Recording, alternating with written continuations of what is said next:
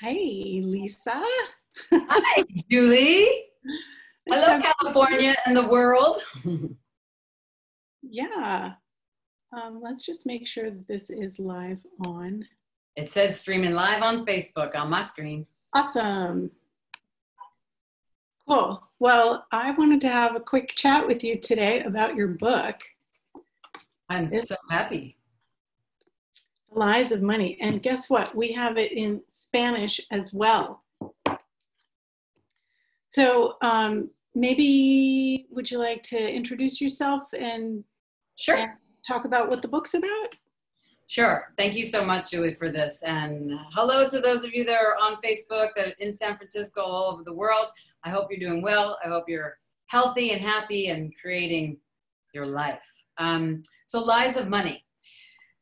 Boy, it's so interesting because Julie, we just finished, for the first time ever, I did my own book club on the Lies of Money. And I read literally every day for 18 days, 20 pages at a time, plus extrapolation of the whole book. So this is actually perfect timing because we just finished last week. That's amazing. Yeah.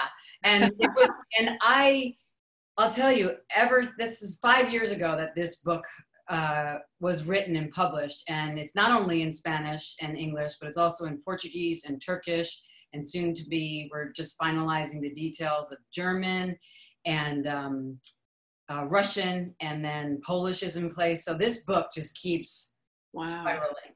And you probably get this too with the classes you facilitate, is that everybody always talks about money as their problem. And so I did it too. Even though we've both been involved in Access Consciousness for a lot of years, and we know Gary Douglas and Dr. Dane here told us, even the book that Gary wrote, money isn't the problem, you are. We still keep talking about money as the problem. So when I decided to change my financial reality, I had to go look at all the lies. And I didn't even know what I was embarking on when I first did it. I had to go look at all the lies I was living with regards to money. And what it came down to was literally looking at my mother and my father and this Italian, Irish, second generation immigrant family coming to New York and creating something of the, what do you call, American dream. But also underneath all of that fantasy was all these fixed positions and judgments and conclusions about what money was and what it wasn't. And I wore that on my body, literally, and in my creations, physically. And I had such a torturous relationship with money. Feast, famine, up, down, in debt, out of debt. I never could keep it, never could have it, would just spend it, didn't respect it. I mean, I had to go through all of that. And it was quite distasteful at one point. Well, it's so cool, though, that you can use these tools to get underneath that and to change it. Because, if you're just functioning from the lies, then you can't change it. That's exactly right. And that's what this book really does, is I focus on 3 questions over and over and over again. And I joked on the book club, you're going to hear me saying this to you when I'm not even there anymore. And I'm sorry, but not sorry. And what it is the 3 questions are, who are you being with money? What are you being with money? And what lie are you actually buying into? So let me give you an example of how this worked for me. I was literally one day at a coffee shop, and I was getting coffee, and I had just looked at my bank account, and it was just low, getting toward that red zone, and like, oh my God, I have so many other bills. How am I going to do this? And instead of leaving a tip for the coffee people, I kept the tip back, and I felt terrible because I was being penurious, like just cheap, because I was afraid of where my next whatever was going to come from. And I, probably shouldn't have, all these things you tell yourself, I shouldn't have bought that $7 coffee, right? But it's so good. And then in that moment, I said, who am I being right now? Yeah. And I heard my mother. And I said, what am I being right now? And she grew up from this kind of depression era mentality of like, there was never enough. And so I was being penurious. And I was like, what lie am I buying into? And I just stood there at the coffee shop and I was like, oh, I'm being my mother, I'm being penurious, and I'm thinking that I'm never going to have another cent in my life. A lie. So I went and I put $2 in the tip jar and I just said, screw it in that moment. This is changing now. And so birthed my taster called The Lies of Money before it was even a book. And then lo and behold, a couple of years later, whenever, I can't remember the timeline, then the book, 390 pages. Wow. It's really amazing how much that little tiny thing can infect your world, if you don't look at it, if you don't change it. Absolutely. Yeah. And that was in a coffee shop, an innocuous situation. And so it's like when you look at the lies, and I literally had to catch myself in the moment and stand there, maybe even mumbling to myself and looking a little crazy in the coffee shop. But it was in California, so It's all right. In San Francisco, people do that all the time. And so, but literally when I left that coffee shop, like I felt 6 inches taller, and I'm a pretty short woman.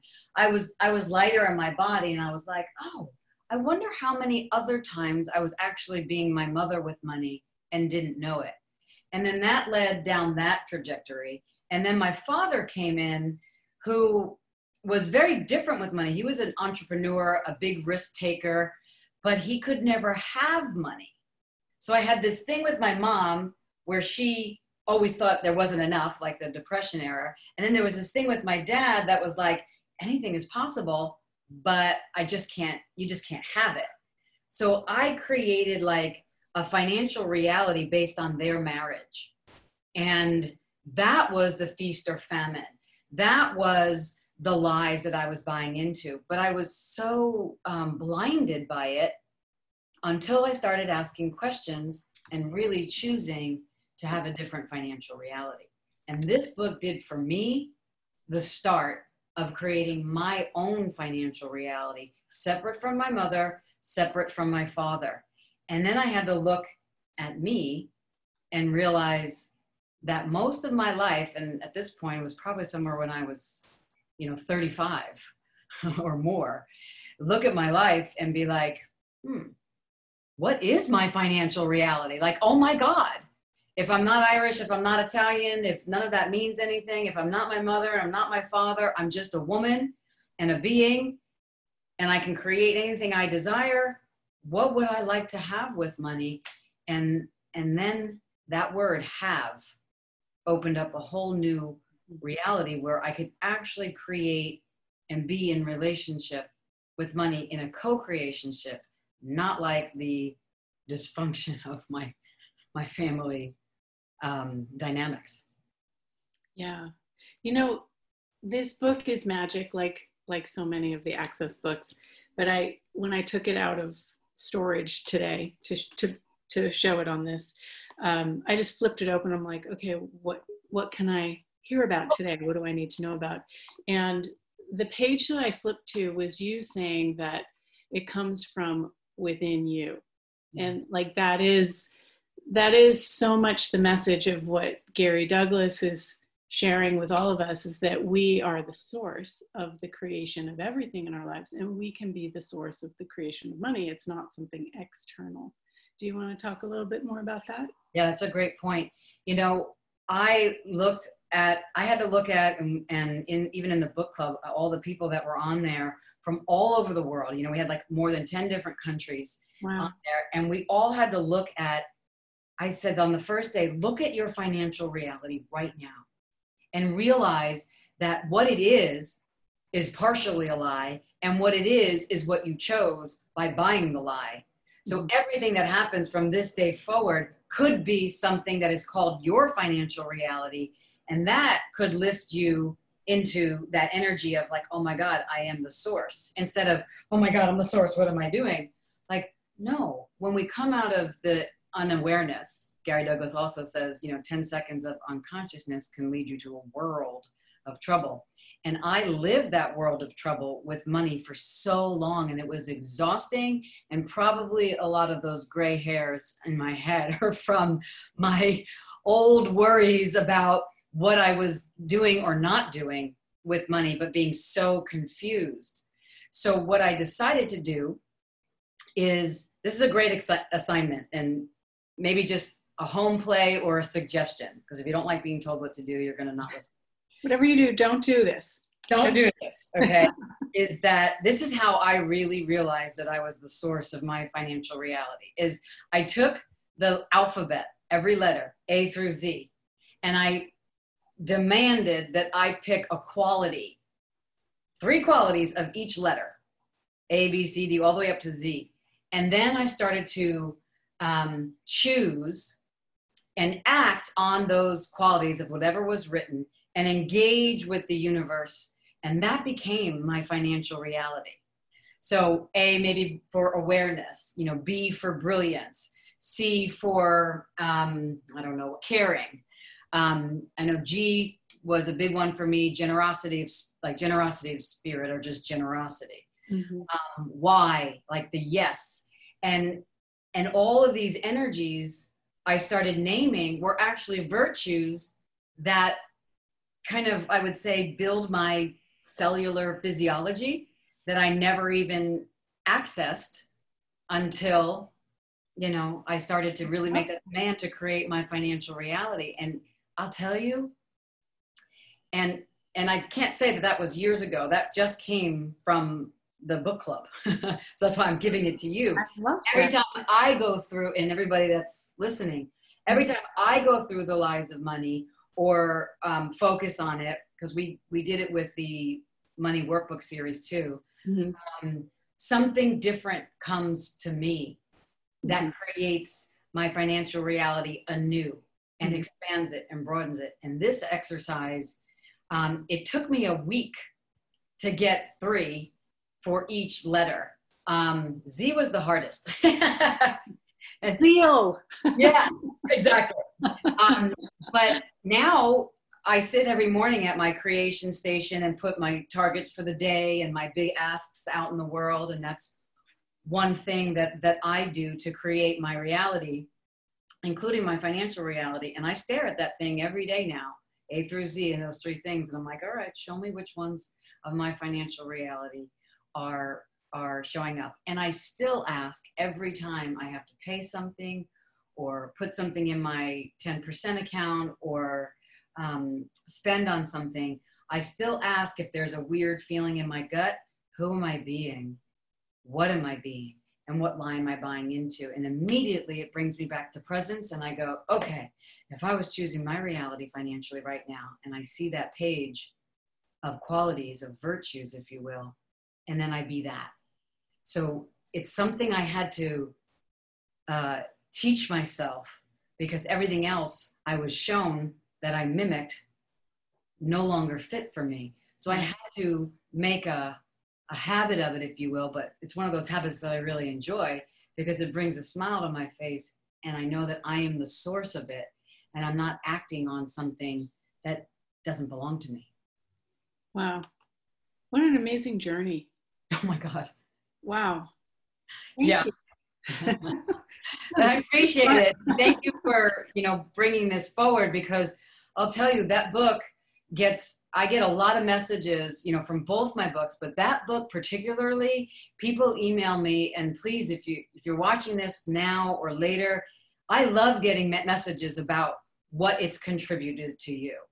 That lifts my spirit, because it's a very vulnerable, raw, that's my New Yorker, raw, R-A-W story about my life and my journey, even getting to the point of 0 in my bank account, not just once, and not young either, or what this reality might call young, and really taking the shame, not keeping it a secret, and busting that out, my own lies, really freed me.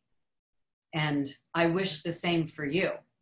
And if you're interested, there is a Clearing Loop product with that book that people can be interested in, and I'm adding some more to it as well, because there's there's an hour-long, maybe 2-hour-long clearing loop from all the clearings in the book with my voice. And then on the book club, we just, I added some new ones that at some point, once the oracles get it translated, I'll add some new clearing statements. And what I found with money is you got to keep clearing it, because we keep thinking it's a problem. But if it's showing up in your life, you created it, which then means that you believe the fixed position that actually might not be yours. And then you're actualizing a lie, and that's why you can't change it. Or you might not be seeing transformation or transcendence, or whatever you want to call it, maybe just small lateral moves. I wasn't interested in a small lateral move. I needed to change it dramatically. Awesome. Yeah, that's great. So we'll put in the comments where to contact you for those clearing loops. Oh, great. And we'll also put my email in the comments for anybody who in North America would like a book. I can ship it to you, or if you're local in the Bay Area, you can come by and socially distance pick it up if you like. Socially distance pick up. Here you go. Just from sanitized hand to sanitized hand. Here's a book. And it's been in storage all this time, so there's no possible way that it's been infected. It will only infect to clear out your lies of money. How about that? Thank you for your time, Julie. Thank you for making this book a priority in your life today, and for those that you have contact with, and for the wonderful work that you're doing in California. Thank you. Thanks, Lisa. Have a great day. You too. Bye, guys. Thank you.